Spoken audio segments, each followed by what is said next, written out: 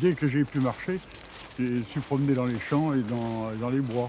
On était entourés de champs et de bois, c'est dans la Mayenne, il n'y avait donc pas de problème. Et ça m'est toujours resté. Je ne sais pas pourquoi, je sens la forêt comme une amie. Et ce qu'il y a de beau ici, vous savez, c'est le printemps. C'est formidable. J'aime le printemps parce que j'aime les choses qui revivent, j'aime la jeunesse. Les vieux comme moi m'assomment. Je trouve qu'ils n'ont pas de conversation. Alors les jeunes quand ils sont bêtes depuis moins longtemps que les vieux. Donc tous les espoirs sont permis. Et puis ils sont rigolos, ils ne me mâchent pas des histoires vieilles de je ne sais pas combien de temps. Enfin, j'aime la jeunesse. Comme j'aime les boutons des fleurs au printemps, ça annonce l'avenir. Enfin.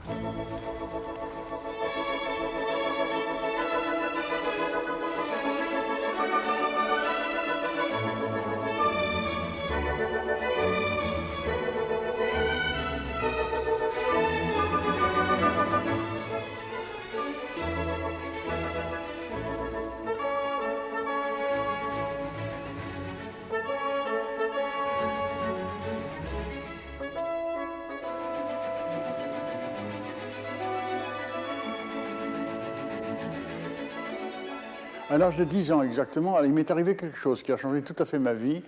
C'était la nuit de Noël et ma mère m'avait acheté De la Terre et la Lune et Autour de la Lune de Jules Verne.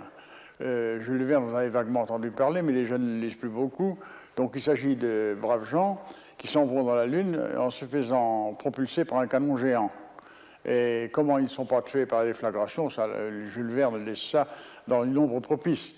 Et ils arrivent dans la Lune, et enfin bref, il y a 2 volumes que j'ai lus tout entiers. J'étais un lecteur extrêmement rapide. Et à ce jour-là, j'ai eu une sorte de, je ne sais pas, de commotion, de révélation, je ne sais pas comment appeler ça. J'ai su que je voulais être un homme de science et que je ne voulais être que ça. Et je revis ce moment-là comme si j'y étais, hein, parce que savoir, à l'âge de 10 ans, avec une certitude absolue, ce qu'on veut faire, savoir qu'on est bon qu'à ça et qu'il faut qu'on le fasse, c'est une force qui déplace les montagnes. Et ma foi, j'ai été poussé en avant par la conviction que j'allais faire ce que je voulais faire. Et quand je suis entré pour la première fois dans le laboratoire et que j'ai vêtu la blouse blanche, qui est notre uniforme à nous autres biologistes, j'ai été heureux comme tout. J'ai été heureux comme tout. Et puis j'avais compris une chose très rapidement, c'est que pour arriver, il faut travailler plus que les autres. Parce que les autres, ils ne travaillent pas tellement, et même pas du tout quelquefois. J'étais dans la recherche française à ce moment-là, on était complètement désespérés, on n'avait pas un sou, et il n'y avait pas un seul billet pour s'acheter des périodiques étrangers, il n'y avait pas de livres. C'était un peu avant la guerre, vers les 1936-37. Et j'ai appris quelque chose, c'est que dans la recherche, et peut-être même dans la vie, quand tu n'as pas les moyens de faire quelque chose, ce n'est pas une raison pour ne pas le faire. Il faut le faire quand même, il faut trouver un autre moyen. Alors c'était le triomphe de la boîte de conserve et du fil de fer avec lequel on faisait des tas d'appareils. Et je suis devenu très habile dans la soudure et dans l'art de découper les boîtes de fer blanc. Ça sert à mesurer l'activité des abeilles. Tout simplement, les abeilles sortent par un tube que voilà, et ce tube est relié à un style enregistreur que vous voyez s'agiter. Vous voyez qu'il s'agite, et en temps habituel, je lui mets une plume qui inscrit sur du papier une courbe d'activité. Marche bien, mon petit curseur. C'est tout bête, mais c'est pas cher, hein. Bien avant l'âge de 10 ans, l'ambiance était plutôt sinistre. Parce que ma mère était veuve, elle a porté le deuil. Pour les gens d'à présent qui ne savent pas ce que c'est de s'habiller de noir. Elle est restée habillée de noir toute sa vie. Alors, ce n'était pas très drôle.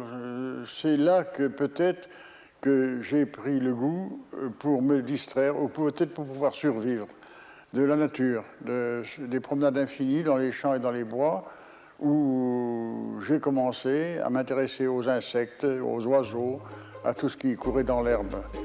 Je lisais Fabre et je savais quoi faire. Je savais quoi faire. C'est pourquoi je me suis intéressé aux insectes. Et il y a une autre raison, vous savez, c'est que les insectes, c'est une histoire de fou. Vous ne savez peut-être pas qu'il y a au moins 1 million d'espèces d'insectes, beaucoup disent qu'il y en a beaucoup plus, et que tous les ans, on en décrit à peu près 6 à 7 000 espèces nouvelles. Il y a beaucoup plus d'espèces de mouches en France qu'il n'y a de mammifères sur la surface de la Terre. Hein.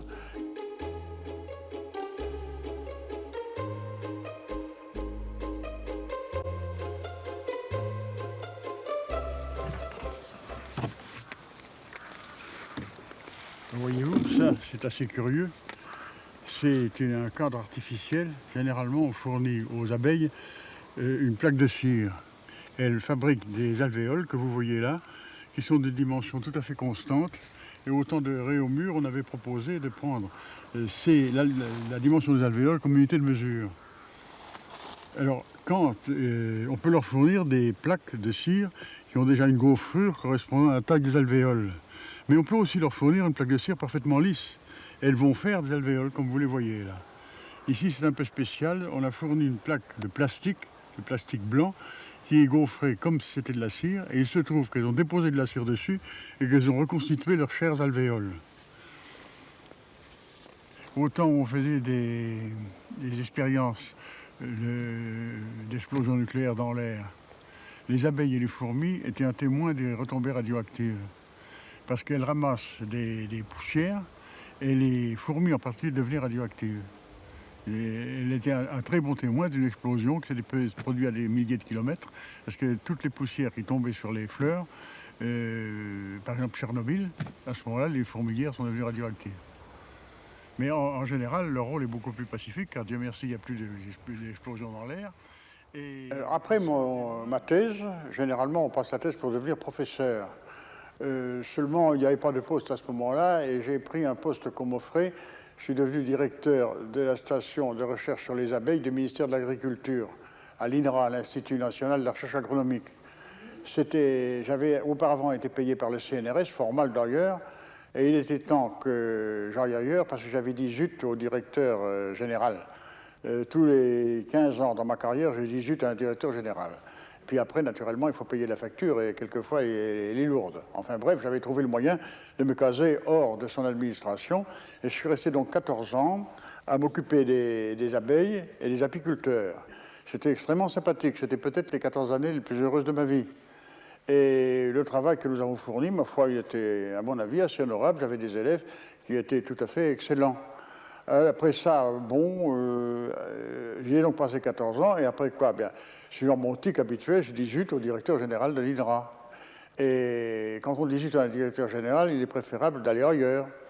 Alors, je me suis fait nommer à Strasbourg, où j'ai été professeur de psychophysiologie. C'est un terme prétentieux qui veut dire simplement la science du comportement animal, et du comportement humain, le cas échéant. J'ai beaucoup aimé Strasbourg, et c'est là que j'ai connu ma femme actuelle, Bernadette, qui était une Alsacienne, pur sucre, comme on dit maintenant. Et après ça, on m'a offert une place à la Sorbonne. Ça ne se refuse pas. Ce n'est pas que la Sorbonne soit vraiment bonne à quelque chose. Elle est extrêmement poussiéreuse, et j'ai fait des cours dans les amphithéâtres où j'avais été moi-même élève. On ne les avait pas repeints depuis, ça faisait plus de 20 ans. Et ma foi, bon, je suis devenu professeur parce que c'est tout de même joli sur une carte de visite. Je crois que c'est le seul avantage qu'on ait à être professeur à la Sorbonne.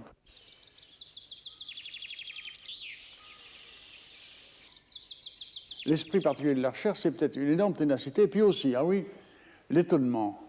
Alors, l'étonnement, c'est une passion, c'est une stupeur devant les mystères de la nature ou du monde qui nous entoure. Et c'est l'étonnement qui a donné naissance à la science. Parce que lorsque vous croyez que vous avez tout compris, bien, vous ne pouvez pas être un homme de science. Lorsque on s'aperçoit qu'on n'a presque rien compris et qu'il y a un mystère étonnant caché derrière les choses, on éprouve une sorte de passion de le découvrir, et c'est ça qui fait l'homme de science. Qu'est-ce qu'il y a? Qu'est-ce qu'il y a? Qu'est-ce qu'il y a? Qu'est-ce qu'il y a? Qu'est-ce qu'il y a? Qu'est-ce qu'il y a? Qu'est-ce qu'il y a? Qu'est-ce qu'il y a? Qu'est-ce qu'il y a? Qu'est-ce qu'il y a? Qu'est-ce qu'il y a? Je suis assez taquin, franchement. Ça me menait assez loin d'ailleurs. Que je sois iconoclaste, oui, si on veut, enfin, je suis plutôt de... Vous savez, je suis de la race du chat qui s'en va tout seul, comme on dit. Et j'ai toujours cherché à prendre le contre-pied des opinions dominantes. Ça m'a d'ailleurs coûté assez cher de temps en temps. Et surtout quand je m'attaquais à plus gros que moi et à plus puissant que moi, il a fallu que je paye quelques notes, mais c'était de ma faute, parce que j'ai parfois été vraiment très loin dans la taquinerie. Mais je ne sais pas pourquoi, je suis attiré par les opinions qui ne sont pas celles de tout le monde. Je ne me crois pas plus malin que tout le monde, mais je trouve toujours, je suis fasciné par l'idée qu'il doit y avoir des tas de chemins à côté de la grande route. Et c'est ces grands chemins qui ne sont pas explorés qui m'intéressent. Et je me souviens que lorsque j'ai cherché un sujet de thèse, d'habitude on va voir un professeur qui vous donne un sujet, et ce jour-là, j'ai été reçu par un professeur au muséum qui m'a dit « Monsieur, les sauterelles des nouvelles sauterelles, les grandes sauterelles de la Bible, celles qui donnent les invasions dont parle la Bible, elles sont vertes quand elles sont isolées et noires quand elles sont groupées. Trouvez pourquoi ?» Mais lui ai-je répondu « Monsieur le professeur, il y a une bibliographie là-dessus. » Non, il n'y en a pas. Mais il y a des hypothèses. Et non, c'est vous qui les ferez. Allez, au revoir, jeune homme, et bonne chance. Alors je me souviens, là encore, devant le 45 bis de la rue Buffon, le laboratoire d'entomologie du muséum, je me suis dit, cet homme est fou, ou il se moque de moi. Les deux hypothèses pouvant d'ailleurs être jumelées. Et puis je me suis dit, bien non d'une pipe, cette thèse, je vais l'en faire. Et je peux vous affirmer qu'à ce moment-là, je ne crois pas que personne n'aurait osé faire un truc comme ça. J'étais attiré d'abord par les insectes, c'était un insecte, donc c'était de mes amis. Je parle des sauterelles et pas du professeur. Mais personne n'aurait marché. J'ai marché, j'ai fini par trouver l'hypothèse qui rendait compte des phénomènes, après pas mal de travail d'ailleurs. Et c'était, je ne me le cacherai pas, c'était la bizarrerie du sujet qui m'attirait. Et j'ai toujours été comme ça.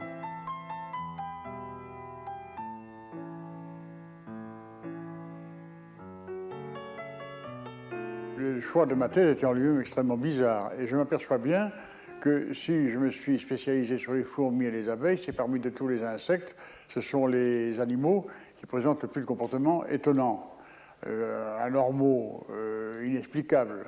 Alors je suis donc attiré de ce côté-là. À part ça, il n'y a rien de particulier, peut-être un certain livre quand même, qui a été publié chez Payot il y a très longtemps, qui s'appelait La double puissance de l'esprit, et qui avait été rédigé par Joseph Banks Rhine, un Américain qui plus tard est devenu mon ami, et qui avait imaginé que tous les phénomènes paranormaux pouvaient être quantifiés, mathématisés, empreints de la statistique en quelque sorte.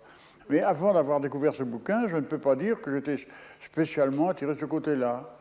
Alors, je me souviens que j'ai fait un petit appareil où il y avait un verre rouge et un verre bleu, et j'ai demandé à ma femme, qui était devant moi les yeux bandés, moi j'étais derrière son dos par conséquent, de deviner si je regardais le rouge ou le bleu. Et elle a fait au début une réussite extraordinaire. Je crois qu'elle avait réussi 75% de résultats bons, ce qui est tout à fait inouï. Hein. Alors j'étais très fier de moi, j'ai fait une grande découverte, puis je suis allé voir mon ami Fessard, qui est devenu plus tard professeur au Collège de France, et qui avait un esprit très ouvert. Je n'ai donc pas rougi de lui expliquer à quoi je jouais avec ma femme. Il m'a dit, oui, c'est intéressant, mais est-ce que tu lui as bouché les oreilles? Je lui ai dit, pourquoi tu veux que je lui bouche les oreilles? Il dit, bouche les oreilles et tu verras. Alors ma femme avait les yeux bandés, je lui ai bouché les oreilles, et à ce moment-là, ces divinations, comme on dit, on appelle ça des divinations, l'acte de deviner, ces divinations sont tombées à 50%, c'est-à-dire le hasard. Hein. Alors, j'ai compris ce qui était passé beaucoup plus tard. Ma femme s'était conditionnée, sans s'en douter, tout à fait inconsciemment, à ma respiration, qui variait suivant que je regardais dans le rouge ou dans le bleu. Et pour reparler du paranormal, je peux vous dire que si je croyais que étudier ces choses est contraire à la science, je ne le ferai pas, parce que je m'intéresse à la science avec un S majuscule, et avant tout, et à la vérité quand je peux la trouver ou m'en approcher. Mais je pense simplement que la science est extrêmement vaste, qu'il y a des possibilités d'esprit humain que nous ne connaissons pas, qui sont familières à tout le monde en Orient, par exemple, chez les yogis, où il y a des phénomènes paranormaux très, très fréquents, et que la science ne peut que profiter de s'intéresser à ces choses-là et d'ouvrir peut-être de nouvelles voies vers la compréhension, même la compréhension du cerveau. Mais pour cela, il convient de ne pas en avoir peur, et aussi de ne pas jeter de tabous sur les gens qui s'y intéressent.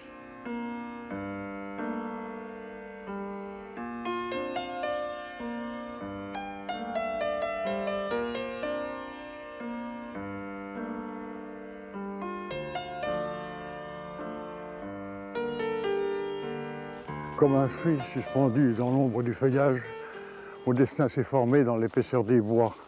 J'ai grandi recouvert d'une chaleur sauvage, et le vent qui rompait le tissu de l'ombrage me découvrit le ciel pour la première fois. Les faveurs de nos dieux m'ont bercé dès l'enfance. Tous les tout jeunes regards ont aimé la forêt, et mes plus jeunes pas ont suivi le silence qui s'étendait au loin dans l'ombre des secrets. Mais du jour où du haut d'une cime perdue, je vis le monde parcouru par les feux du soleil, les grands bois et les champs, couchés dans l'étendue. J'ai voulu égarer mes regards à l'espace et parcourir sans cesse en égarant ma trace l'ouverture des champs avec celle des prés. Je courus aux bergers, je reconnus leurs fêtes, je marchais, je goûtais le charme des troupeaux. Et au sommet des monts, comme au fond des retraites, les dieux qui m'attiraient dans leur faveur secrète, à des pièges divins prenaient mes sens nouveaux. J'aime la musique des mots dans la poésie, alors que je suis inaccessible à la musique des sons parce que j'entends très mal. Alors évidemment, quand on ne sait pas distinguer un son juste d'un son faux, ben on n'aime pas beaucoup la musique. Et c'est curieux parce que les grands poètes, j'en suis pas un, mais je suis un amateur, les grands poètes n'aimaient pas la musique. Victor Hugo avait écrit à un de ses éditeurs « Défense de déposer de la musique le long de ses vers », il disait. Il avait la dent dure contre la musique. On ne me fera pas décoller de Rimbaud, de Nerval et de Verlaine. Hein. C'est des dieux de la poésie. Mais enfin, nous avons eu un grand poète, un Aède, qui était Brassens. Brassens était un poète, tout très nettement. L'art est aussi important que la science. Et celui qui pense le contraire, parmi les hommes de science, est un idiot, c'est tout. Nous avons quelques idiots dans les sciences. Et dans les beaux-arts aussi, d'ailleurs. Et dans les poésies également.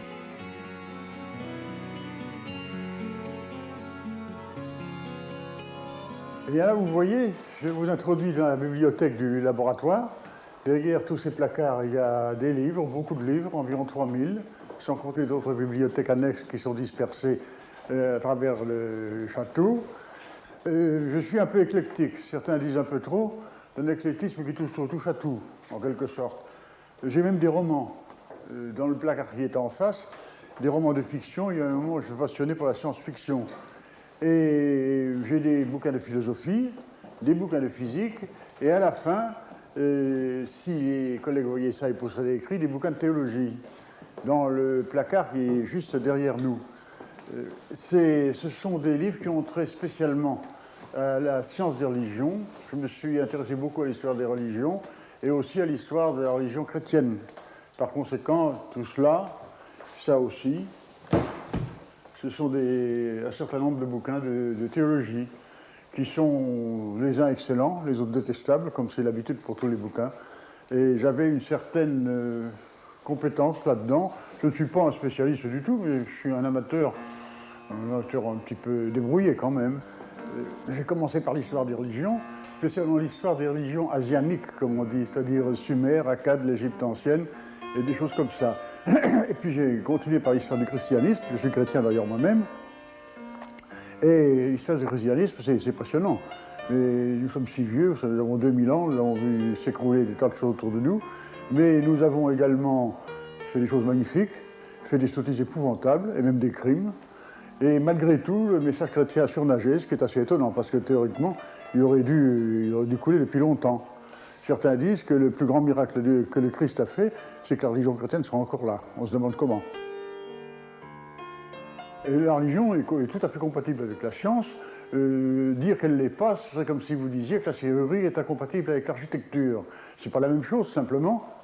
La science dégage des mécanismes. Nous sommes là pour voir comment ça marche, comment les animaux et comment les plantes marchent. Croyez-nous, c'est du travail.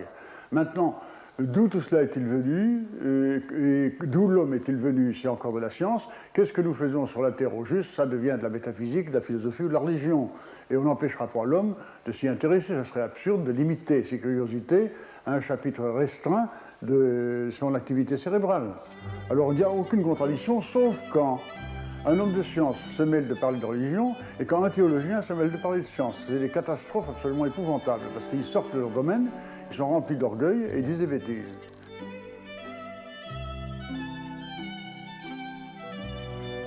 Comme j'écris facilement, et comme dans les spécialités que j'avais, il n'y avait pas de livres pour les étudiants, j'en ai rédigé quelques-uns.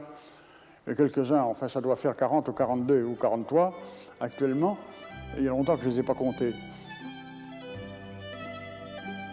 C'est les pensées d'un biologiste et qui se pose d'éternelles questions. À quoi ça rime tout ça? Quel est le sens de l'évolution? Est-ce qu'elle a un sens d'abord? Alors, je pense qu'il en a un. Je pense que ce n'est pas le hasard et de la sélection naturelle, comme disaient les darwiniens, qui en est responsable. Mais je suis plus modeste qu'eux. Je prétends que je ne sais pas ce qu'il y a derrière. Mais je crois qu'il y a quelque chose derrière. Certains collègues parlent de l'intelligence cosmique, intelligence entre guillemets. Il y a de l'intelligence dans la nature, puisque l'homme fait partie de la nature et qu'il est intelligent, enfin de certains tout au moins. Mais il y a peut-être autre chose qui gouvernerait, qui serait derrière les dispositifs abracadabrants de perfection qu'on trouve dans la nature. Mais je ne l'affirme pas. Je dis que je n'en sais rien et je cherche. Et parfois, j'ai l'impression de me trouver devant un mystère extrêmement angoissant. Ça nous dépasse de si loin.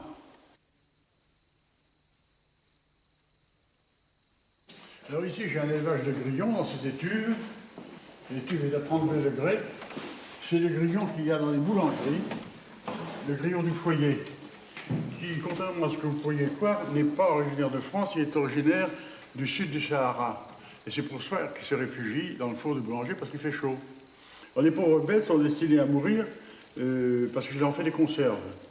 Je les mets au froid et ils serviront en été à nourrir les fourmis qui adorent ça. Ils ont besoin de viande d'insectes. Alors j'ai des bocaux et des bocaux de conserves de grillons. Je les fais surproduire, ça se reproduit à toute vitesse et comme on veut. Il y en a partout, d'ailleurs ils se sont échappés, il y en a dans la cuisine, on les entend chanter. Il paraît que ça porte bonheur. Alors j'ai fait des expériences par centaines, mais qui ont réussi par quelques dizaines. Parce que le nombre de choses que j'ai ratées est incroyable. Et il faut une persévérance énorme, n'est-ce pas? Par exemple, ce petit truc-là, je vous l'ai dit, ça fait 35 ans que je suis dessus. Je n'ai pas fait que ça. Mais enfin, je m'obstinais, et à chaque fois, je franchissais une difficulté. Ou alors, je comprenais que tout ce qu'il avait fait avant était complètement idiot, ce qui m'arrive. J'ai cherché, par exemple, j'ai trouvé ici la raison pour laquelle les abeilles vivent en groupe. Ben, c'est très simple. Elles vivent en groupe parce qu'elles meurent quand elles sont isolées. Mais pourquoi meurent-elles quand elles sont isolées? Elles mangent, elles boivent, elles meurent. Alors, il y a une hormone qu'elles fabriquent quand elles sont groupées et qu'elles lèchent les unes sur les autres. Et c'est ce qu'on appelle la trophalaxie, un terme qui veut dire échange de nourriture. Et cette hormone les calme. Et on l'a isolée d'ailleurs. Hein. Elle les calme, et lorsqu'elles sont groupées, elles s'agitent démentiellement, et elles brûlent toute leur nourriture avant même de la manger, puis elles perdent l'appétit parce qu'elles marchaient. Alors s'il y a une isolée, on dépose dans la case où elle est isolée, un petit bout de papier qui contient l'hormone, elle vit à ce moment-là aussi longtemps que groupée. Elle lèche de temps en temps l'hormone et ça la calme. Alors ça, mais pour ça a duré 14 ans. Si on gardait la lumière allumée, au bout d'un quart d'heure, il y en aurait beaucoup qui commenceraient à se remettre. Mais ça ne leur vaut rien.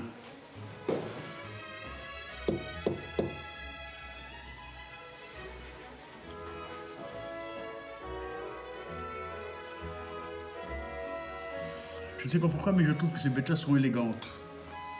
Ils ont l'air astucieux, avec leurs antennes qui palpent partout.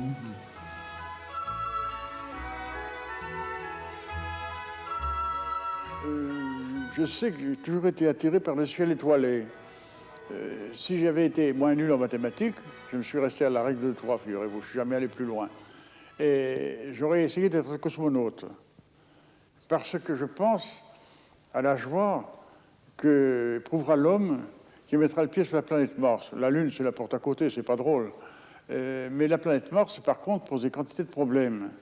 Et vous savez sans doute qu'il y a eu beaucoup d'eau sur Mars, qu'il y en a encore. Et pour le biologiste, où il y a de l'eau, il y a de la vie. Or, de la vie, il n'y a pas de petits hommes verts, mais il pourrait y avoir, par exemple, des lichens. On a cultivé des lichens dans les conditions approximatives de la vie sur Mars, avec très peu d'oxygène, de grand froid, et les lichens peuvent pousser à ce moment-là. Et puis il y a peut-être des fossiles. Et il y a 2 milliards d'années, il y avait des océans sur Mars. Alors quand il y a des océans, il y a de la vie, automatiquement. Alors, s'il y a des fossiles, pour les fossiles, 1 milliard d'années de plus ou de moins, ça n'a pas d'importance. Il y a 2 hypothèses, où ils sont pareils à ceux de la Terre, où ils sont très différents.